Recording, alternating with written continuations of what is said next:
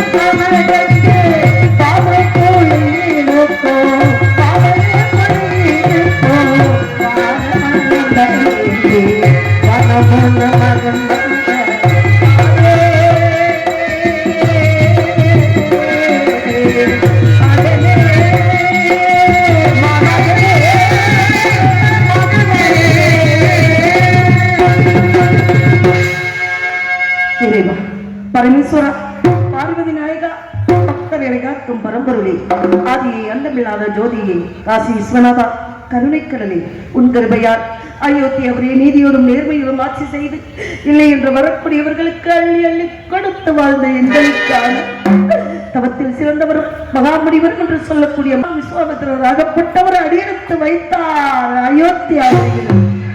பாருங்கள் சுவாமி, வந்த நோக்கத்தை கூறுங்கள் சுவாமி என்று நாட்டு மக்களுக்கு பொன்பொருளை வாங்கி வழங்கிக் கொண்டிருந்த நாங்கள் இறந்தோடி அவர் பாத பணிந்து கேட்டதின் பலன் நாடு வைத்தார், நகரிழக்க வைத்தார்.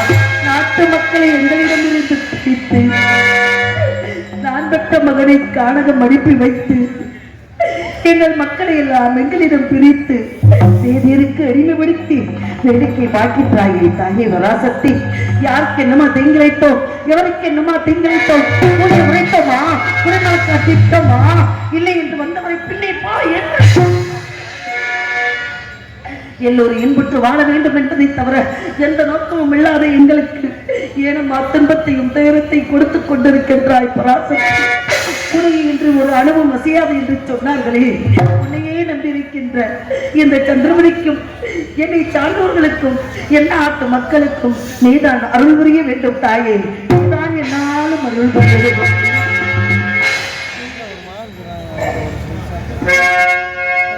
நீ ஏகதேஸ்வரே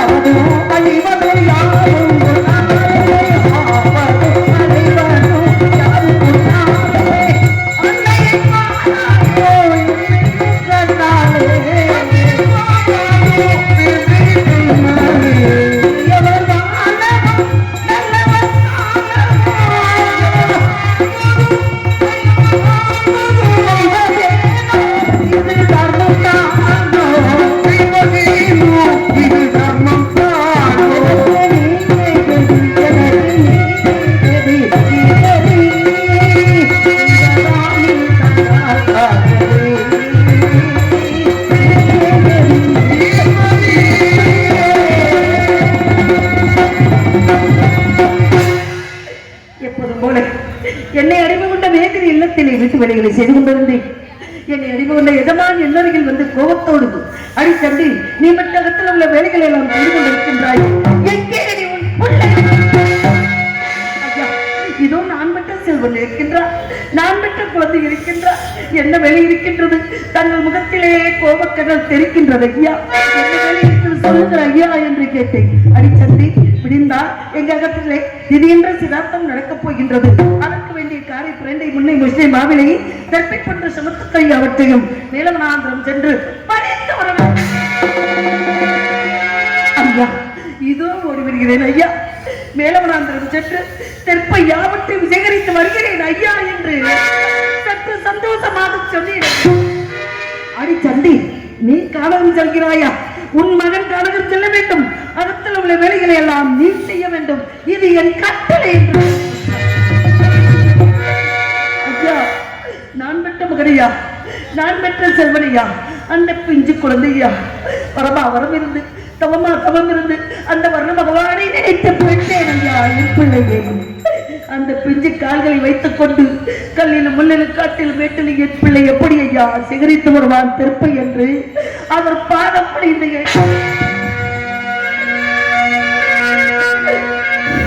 அடி சந்தி, எதிர்த்து பேசிக் கொண்டாக இருக்கின்றாய். உன் அகத்துக்காரன் விளையோ விளை விளையோ விளை என்று கூறுவது உங்களை விலைக்கு வாங்க இந்த உலகத்திலே யாரிடம் பொண்ணும் இல்லை, பொருளும் இல்லை. காசை கொட்டி கொட்டி கொடுத்து என் அகத்துக்காரிக்காக உன் மனைவி நீ வேலை செய்ய வேண்டும் என்று உன் கணவனிடத்தில் கேட்டு பெற்றபடி உன்னை. ஆனால் இப்பொழுது உன் மகனை காணகம் செல் என்று சொன்னால் அனுப்ப மறுக்கின்றாயா என்று என்னை வேதனையோடு கேட்டுவிட்டார். நான் என்ன செய்வேன்? அவர் கோபத்தோடு கேட்ட பொழுது என் உள்ளம் துடித்துக் கொண்டிருக்கின்றது. ஐயா, தெற்பவென்றால் என்னவென்று என் பிள்ளைக்கு தெரியாது. ஐயா, இந்த வீட்டு வேலைகளை முடித்துக் கொண்டு நான் பறித்து வருகிறேன் என்று கேட்டேன். அதற்கு மறுத்து விட்டான். அடியே, என் கட்டளை உன் மகன் போய்வர சொல், நான் சொல்வதை கேட்டு சொல்லிவிட்டான். வேதிராகப்பட்டவர் என் மீது கோவைக்கு கொண்ட பிறகு நான் பெற்ற மகனாகப்பட்டவன் என்ன செய்தான்? தாத்தா உங்களை ஏற்றிக்கொண்டு பேசிக் கொண்டு இருக்கிறார்கள், எனக்கு பயமாக இருக்கிறது அம்மா என்று அவரை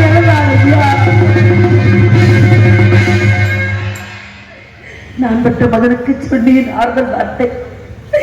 ஐயா சொல்லுவது போல விளையோ விளை என்று கூறி வரும் பொழுது நம்மை வாங்குவதற்கு உலகத்தில் யாரும் இல்லை மகனே என்று உன்னை உணவு கொடுத்த உடை இருக்க இருப்பிடம் தந்து காத்துக் கொண்டிருக்கிறார். ஐயா, அவர் இந்த கட்டளையை செய்வது கடமை அல்லவா மகனே என்று நான் பெற்ற மகனுக்கு ஆறுதல் வார்த்தை சொல்லி அனுப்பினேன். ஐயா, எப்படி சொன்னேன்?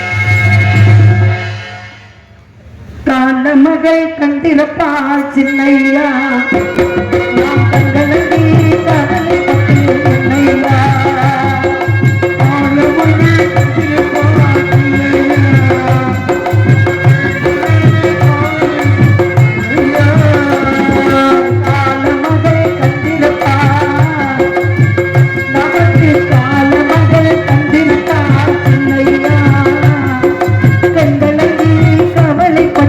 என்னையா, நாலு பக்கம்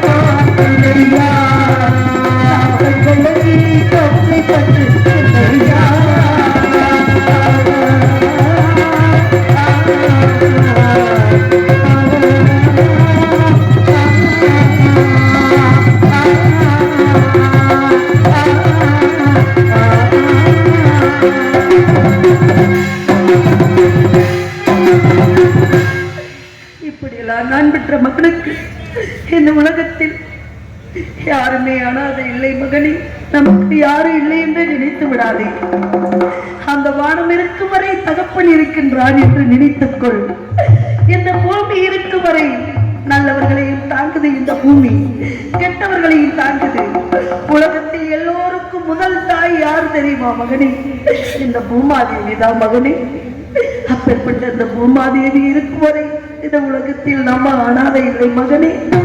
நமக்கு யாரும் இல்லை என்று நினைக்காத மகனே. மேலவனாந்திர செல் மகனே என்று நான் மற்ற மகனுக்கு சொன்னேன். அம்மா, நான் மேலவனாந்திரம் செல்ல போகிறேன். ஆனால் எனக்கு தாங்க முடியாத பசியா இருக்கின்றதம்மா. ஐயரிடத்தில் சொல்லி ஏதேனும் சிறிது ஆகாரம் வாங்கி தாருங்கள் அம்மா. அதை அறிந்து விட்டு மேலவனாந்திரம் சென்று கற்பை யாகத்தை சிகரித்து வருகிறேன் தாயே. ஓடினேன் ஐயா வேண்டியவே. என்னை அடிமை கொண்ட எஜமானி நான் பெற்ற மகன் மேலவனாந்திரம் செல்ல போகின்றான். அவனுக்கு தாழ முடியாத பசியா இருக்கின்றது. என் பிள்ளைக்கு ஒரு பிடி சாதம் ஐயா என்று கேட்கிறேன். அடி சண்டி, எங்க அகத்திலே திதி இன்றை வரைக்கும் முடியவில்லை. விடிந்தால் திதி விடிந்து விட்டது. யாரும் அன்னமும் திங்காமல் ஆதாரமும் திங்காமல் பச்சை தண்ணி கூட குடிக்காமல் நான் இருந்து கொண்டிருக்கிறோம். உன் மகனுக்கு பசியா? நான் கொடுக்க வேண்டுமா உணவு? என்னை கேட்டுக் கொண்டிருக்கிறார். ஆமையா, என் பிள்ளை பசிக்குது என்று சொல்கிறாளையே. சிறிது ஆதாரம் தாருங்களையா என்று கேட்டேன். அடி சந்தி, எதிர்த்து பேசிக் கொண்டிருக்கின்றார். நீ எதிர்த்து பேசுவதற்காக விலை கொடுத்து உன்னை வாங்கினோம். உன் மகனுக்கு பசி எடுத்தால் மேலவனாந்திரம் செல்லும் வழியில் ஓடுகிற கங்கை ஒன்று இருக்கின்றது. அந்த கங்கையிலே 3 கை ஜலம் மாத்திரம் உன் மகன் அருந்த வேண்டும். அதற்கு மேலே அருந்தக்கூடாது என்று நான் பெற்ற மகனுக்கு கேட்டு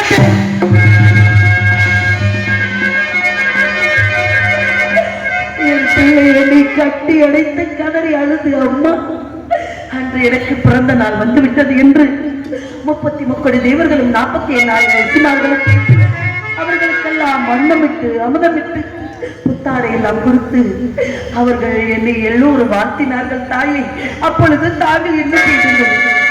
தங்க கிண்ணத்திலே பாலன்னம் விசைத்து நிலாமுகம் காட்டி உண்ணு மகனே, ஒரு வாய் வாய்க்கு மகனே என்று என்னை விரட்டி விரட்டி வந்தீர்கள் தாயே. அப்பொழுது நான் என்ன சொன்னேன்? எனக்கு பசி இல்லை அம்மா, எனக்கு பசி இல்லை அம்மா என்று ஓடினேன். அன்று உணவு வேண்டாம் என்று சொன்னேன். இன்று உணவு வேண்டும் என்று கவரியும் தாங்கள் தர முடியாதவனாக நான் என்ன செய்வேன் தாயை என்று என் பிள்ளை சொல்லும் பொழுது பெற்ற வயிறு பற்றி எறிந்தனையா. அன்னமிட்ட கைகளுக்கு அன்பு செய்த கண்களுக்கு அன்னமிட்ட கைகளுக்கு அன்பு செய்த கண்களுக்கு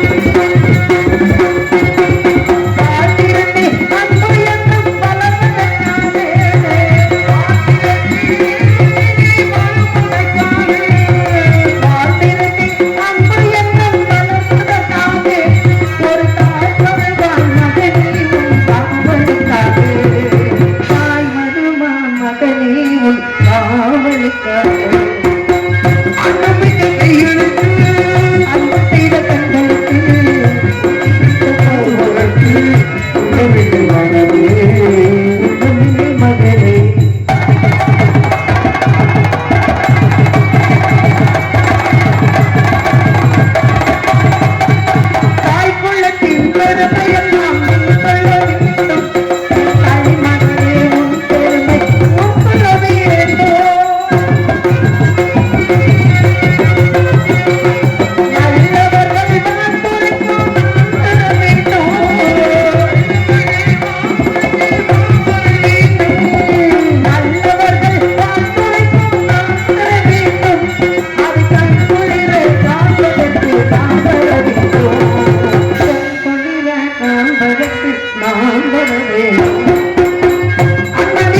இருக்கு அன்பு செய்த தங்களுக்கு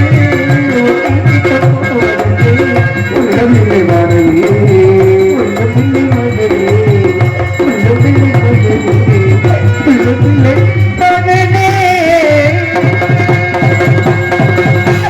இப்படியெல்லாம் நான் பெற்ற மகனுக்கு ஆறுதல் சொல்லி அனுப்பி வைத்தேன். பசியோட சென்ற மகன் காணாமல் தவித்துக் கொண்டிருக்கின்றேன். நான் என்ன செய்வேன் இன்னமும் வர காணே மகனே.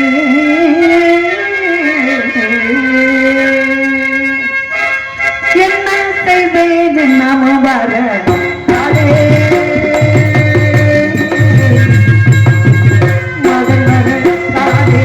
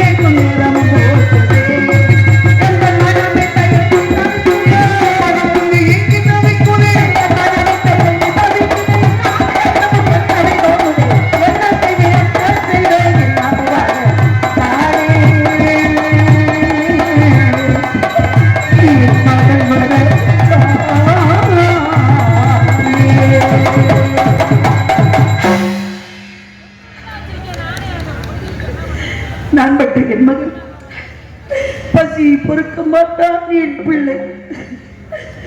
நான் பெற்ற மகனை பக்கத்திலே வைத்து வைத்து ஒண்ணு கண்ணேகள் என்று பொத்தி பொத்தி வளர்த்து என் பிள்ளையை கானகம் அனுப்பி வைத்து விட்ட பாவி இந்த பாவி. நான் என்ன செய்வேன்? வேதிற்கு அடிமைப்படுத்தி வைத்து விட்டு இதோ வந்து விடுகிறேன் தாராவதி என்று சொல்லி சென்றவரை காணாமல் தவித்துக் கொண்டிருக்கின்றேன்.